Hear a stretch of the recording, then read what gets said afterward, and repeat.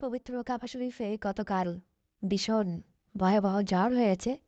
এতে অনেক ওমরা পালনকারী ক্ষতিগ্রস্ত হয়েছেন। সৌদি আরবে ইতিপূর্বে এত ভয়াবহ ঝড় আর কখনো দেখা যায়নি। অনেক ওমরা পালনকারী হতাহত হয়েছেন। এখন পর্যন্ত হতাহতের সঠিক সংখ্যা জানা যায়নি এবং কেউ শাহাদাতে সৌভাগ্য লাভ করেছে কিনা সেটাও এখনো জানা যায়নি। তবে অনেক ওমরা পালনকারী এবং সেখানে অবস্থানকারী ভাই এবং বোনেরা ক্ষতিগ্রস্ত হয়েছেন। আমরা দোয়া করব আল্লাহ তাআলা যেন তাদেরকে